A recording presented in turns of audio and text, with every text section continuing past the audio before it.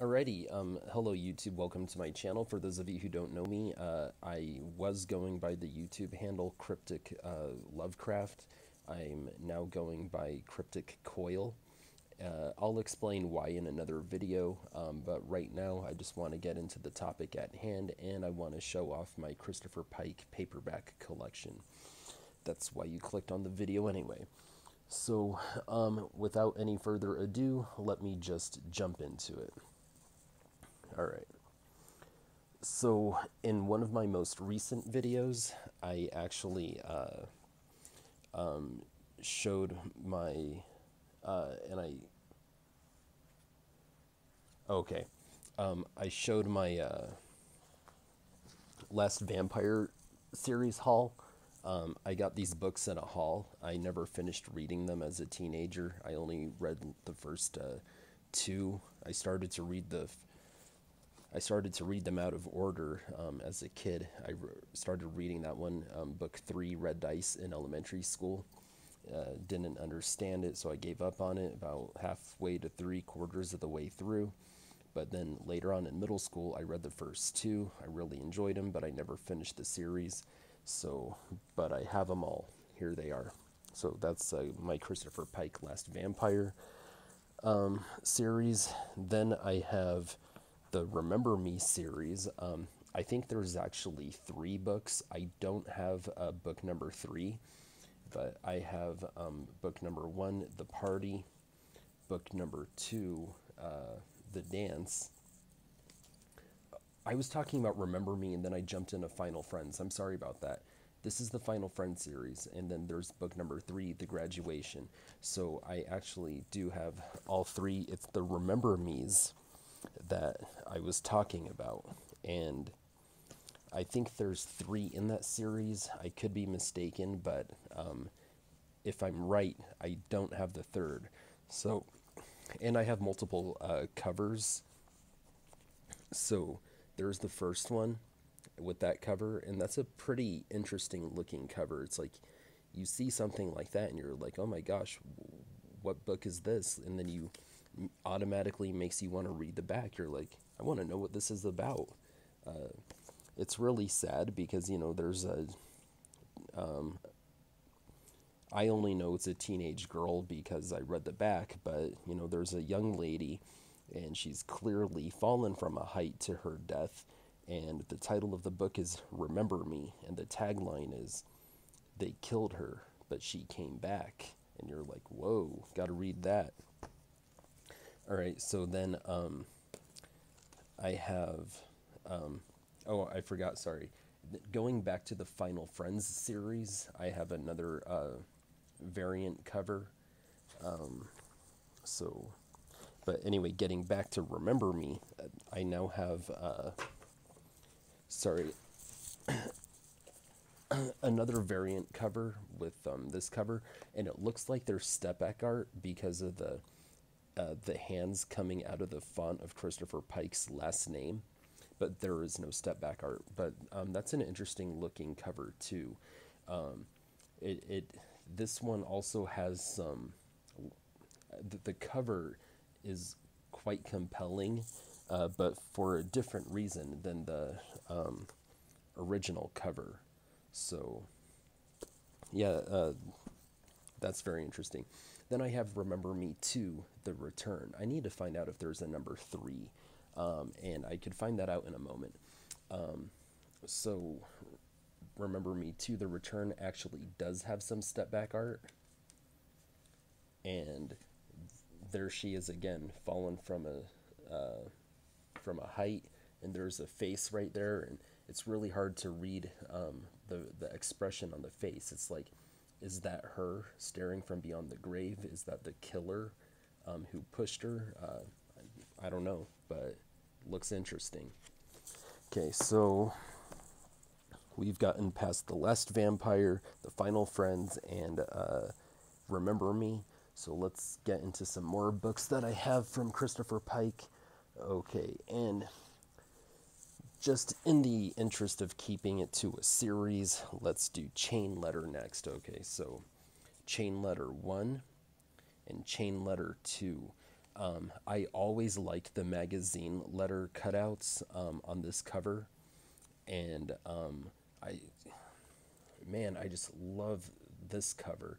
I love that, evil hand missing a finger, coming out of the mailbox, like presenting a letter, and it's called Chain Letter, the Ancient Evil.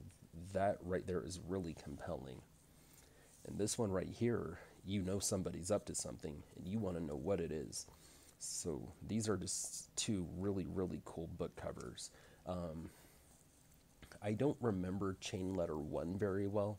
I think I read that one like in maybe 6th grade, and then I read Chain Letter 2 in 7th grade, and I really remember reading Chain Letter. Like, I'm being transported through time right now, even thinking about it. I remember I just couldn't put this book down, and I remember going to school, and I was reading it in between classes, like during passing period. I remember getting to math class like super early. I was trying to read this book, and then class started, and the teachers started talking about whatever the hell they were talking about. And then every time the teacher turned their back, I'd grab my book and go back to where I was and try to kill the paragraph. And then, when the teacher would turn around, this was gripping. I remember this very well. Let's see.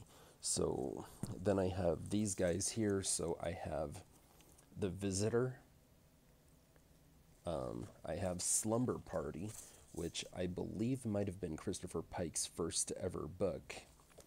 Okay, I have Witch. Okay, I've had this book for a very long time, and I've never read it. And part of the reason why is because I don't particularly like witches. One of my favorite movies ever is The Craft, and I did really enjoy the Harry Potter series. But I'm just not too crazy about witches, because the source of their power is never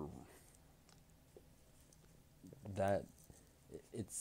There's always some ambiguity there, and I don't really like that kind of ambiguity. The Star Group, I have this one. This thing is beaten up, and I'm afraid it's going to fall apart if I read it, so I might have to get a replacement copy. All right. Oh, I am not done, people. I am not done. Okay, so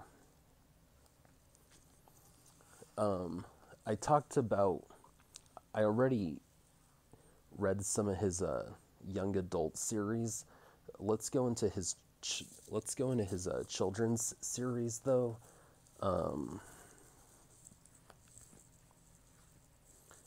Okay, so he wrote a children's series for children, kind of similar to R.L. Stein's Goosebumps, but Goosebumps didn't always have reoccurring characters. In Christoper Pike's series, it was called Spooksville, and it was the same group of kids throughout the entire series. Somewhere along the line, they brought in a new kid named Bryce, but it was that same group in every book throughout the entire series. So this is book 1, The Secret Path. Let me just keep going. Okay, so then here's book number 10 in that series, The Wicked Cat. And then I also have book number 11 in the series, The Deadly Past. And then I have one more, and this is recent. This is a recent acquisition. This is book number 19 in the series, Night of the Vampire. So I had this book as a kid, but this is a reprinting. I had the first printing with a different cover.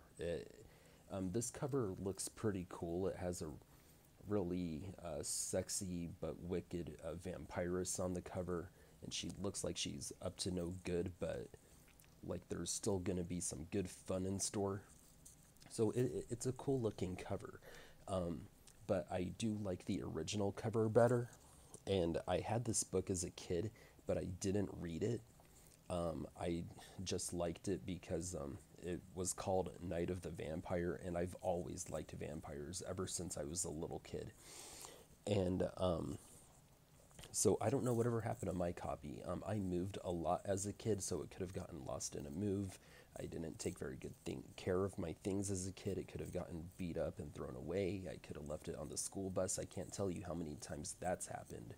So I would like to get the original cover of this book someday for my collection. And I do want to collect the entire Spooksville series as well. But some of the books in the series are more expensive than others due to inflation. As far as the original cover goes, I saw one going on eBay for $700, and I thought about it, and I'm like, it's because it's called Night of the Vampire, and so people know that, you know, some idiot like me is willing to pay $700 for it. And I thought about it for a moment, and I was like, do I want it that bad? And the answer is not currently. Now, later on, once I get past a few issues in my way where my money could be more responsibly spent, I could see myself doing it. I could. And not just because I like vampires, but for the nostalgia. And it's Christoper Pike. He's my favorite author. But I am holding out for an original cover. And also, this reprinting, it's not even the same size. See that? It's kind of a bit smaller than the rest of the books in the series. All right, so let's see. I also have these ones. So Die Softly. That is a cool looking cover. So there's a girl in a photo lens, or the image of a girl in a photo lens, and it says Die Softly. And the tagline is, he took a picture of death. And this was a good read. I really enjoyed it. One thing that I remember, though, is that just due to the summary of what the book's about in the back, I've always had to picture the main character to look like Zach Morris from Saved by the Bell, because setting up a camera in the girls' locker room is like a total Zach Morris move. So I had to picture him to look like that. And I am not condoning putting cameras in women's locker rooms, gentlemen. Okay, it's the internet. A little bit of virtue signaling just happened back there, but you know, it's the internet. I think that I'd get criticized for not stating my disapproval of that. All right, so moving on, I also have The Eternal Enemy. I have not read this book, but it is the cover art is just terrific. I mean, once again, the 80s and the 90s, the cover art on books, like, just absolutely incredible. Okay, so this one is called See You Later, and there's like some shadowy figure coming out of a portal, and there's a young man and a young lady looking through a telescope into the night sky, and it says, the tagline is a story of love and hate beyond time. And I remember reading this and just getting so caught up in the story, and I just had to find out what happened next, and I couldn't put this book down. And I finished it, but and it was a good story, but there was just some ambiguity.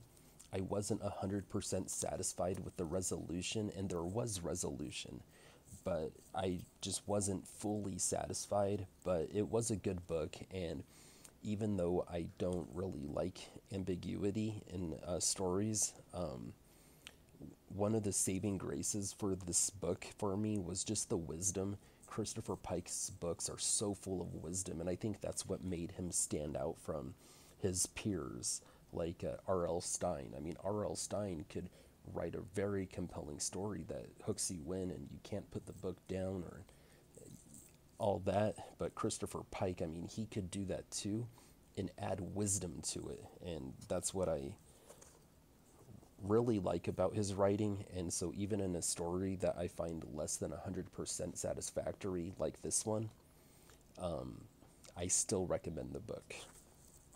I still do. I don't think you'd. I don't think that if you read it and you were bothered by the ambiguity like I was, I don't think you're gonna be like, well, that was a waste of my time, because it wasn't. All right, so moving on, I have this copy of Scavenger Hunt.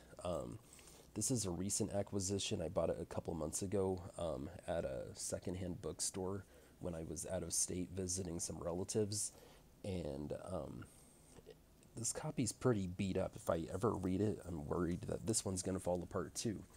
And then I have two alternate covers of Weekend. Now, it's almost the same thing, just a few little differences as you can see. I believe this is actually the first printing, though, and it's also made by Point. Okay, and this one was reprinted by Scholastic, and I have both copies.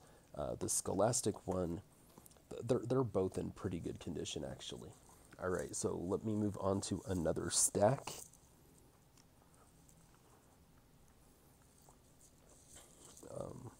I don't want you peeking. I don't want you to see before I present it. All right, so I have Fall into Darkness. Now, I haven't read this book, but it does sound like really appealing. The only thing that bothers me is a sentence on the back that says Anne Rice is dead, because she just died recently, but that was also the name of a character in this novel. Haven't read it yet, but I do know that there was a made-for-TV movie based on this book, and I just found out about it. And since it was made for TV, I don't know if it ever got released to DVD.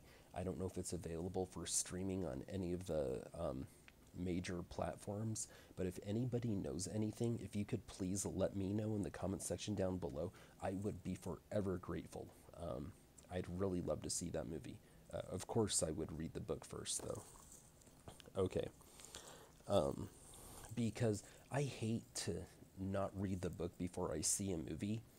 And the reason for that is because I really enjoy getting to be that guy that says, I read the book before I saw the movie. And I was giving this spiel at work one time, and one of my coworkers told me, that is so pretentious. And then another coworker chimed in and goes, I'm telling you, he's a hipster. And then I was like, hey, you're forgetting something. Okay, I was a pretentious hipster before it was cool. And then they rolled their eyes and said, oh God, and all that. But that was just kind of a funny interaction that I had at work. Anyway, so this book right here, Master of Murder. Okay, that's a pretty cool looking cover too. And it's like the image, the color of the fonts, it's just so well done. The 90s were a great time for reading. They did such a good job back then, in 80s and 90s. Well, anyway, this book was really cool, and I remember when I was a teenager and I read this book, I really wanted to, like, be the character in this book. I mean, he had a cool life. This was a good one. Highly recommended. Okay. Road to Nowhere. Look at that cover. Okay, same colors, just kind of reversed as Master of Murder, which I just showed you. But that's a cool looking cover. You know, there's a beautiful blonde young lady driving a car with a skeleton in the passenger seat. I haven't read this one, but I want to soon. Okay, this one right here, Christoper Pike, The Midnight Club. Okay, so I read this like in middle school, and I really enjoyed it. And again, there was some ambiguity, but there was so much wisdom that it made up for the ambiguity, and it was still a really compelling story. You really got invested in the characters, and they're turning it into a Netflix series later this year. Yeah, I am super stoked for that. So the series that it's gonna be kind of like Are You Afraid of the Dark on Nickelodeon, where these teenagers meet at midnight to tell scary stories, just like in Are You Afraid of the Dark? But they're also going to incorporate some of Christopher Pike's other works into the series. So I'm just super stoked because the guy behind it is like he's a legit fan of Christopher Pike. He grew up reading Christopher Pike. He also did the movie for Doctor Sleep by Stephen King. So this dude's legit. Christopher Pike, of course, but I'm talking about the guy who did Doctor Sleep, who's getting ready to do the Midnight Club on Netflix. Like, he's a legit fan, so I'm really optimistic for that. All right, I have The Lost Mind. I haven't read this one either. There's some step back art, though. Let me show it to you.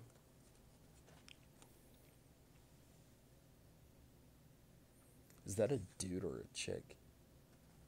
Oh, whoa, that's a chick, and it looks like she's lying dead near a body of water. Actually, I've read the back before. Yeah. So this one looks really, really interesting. All right. Okay, so I also have Bury Me Deep. I've read part of it. I never finished it, but it was pretty compelling. I do need to finish it, but that's a cool looking cover too. So, Whisper of Death. So I actually just read this one. I put it off for the longest time because when I was a kid, like, there were people that didn't read as much as I did, and I really liked Christopher Pike ever since I was a kid. And sometimes when I would meet people, and I'd ask, like, do you like to read? If I, whenever I brought up Christopher Pike, or if they brought him up, I'd be like, yeah, what was your favorite book? And oftentimes they would always say Whisper of Death, or if they had only ever read one of his books, it was always Whisper of Death.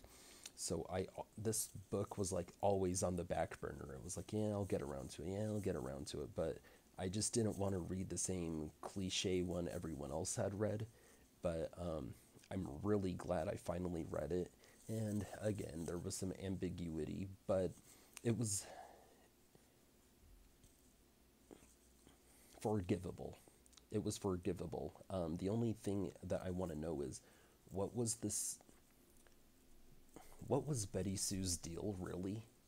I mean, I get it, but what was her deal? Okay, like, how did she do the things that she did, and what was her motive, really? I mean, and it's not really that important because the lives of these other people was like the point, and that was concluded. But you know what? I should do a full-fledged book review on this. I should, and I'm gonna. Okay. All right. So, moving on, I have this one called the Starlight Crystal, and I've had this one for a minute, but it just sounds like kind of sci-fi, and I'm not really into sci-fi. But oh well. All right, so this one right here is called Gimme a Kiss. And that looks interesting. You got the ocean, you got like a ship from the 1700s, or some old looking ship. I have read this one, and like, I hate to give negative reviews. I don't want to be that guy. I don't want to be like a critic. I did not like this book because even though the story was pretty compelling, in the end, when you find out who done it and why, like, what was their motivating factor, what it wasn't believable. It wasn't. I was like, really? I was very unsatisfied with this one. And I'm sorry, Christopher Pike, I put all the respect in the world on your name, bro. But this was trash. And with a title like Gimme a Kiss, I should have known. So that's on me. All right. I mean, there were a few saving graces about it, I guess, but that's the... I don't like to criticize this guy. He's so brilliant. All right, and then I also have this one called Spellbound, and it's kind of beat up too, but I've seen worse. So, oh, look at the cover. So it's this young couple, it looks like, and they're out on a hiking trail, and they look like they're afraid of something. I haven't read this one, but it does sound good. All right. I'm almost there, you guys. Hang in there. So then I have one more novel. Okay, and this is fairly new. This came out in the 2010s, so I didn't even know about it until very recently. I also purchased this book. You can see it in that book haul that I did when I was out of state visiting my relatives. It's called Strange Girl. It came out in the 2010s. I think it came out around the year 2015, if I'm not mistaken. Yep, 2015. So it's less than 10 years old, and I've been reading this guy for about almost 30 years. So I'm really curious to see, to check this one out.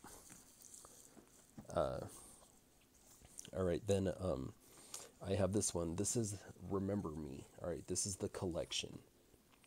This is another one that I got in that one video haul from when I was out of state. And let's see. Ew. It's the thing about used books. I always feel like I have to wash my hands after touching them.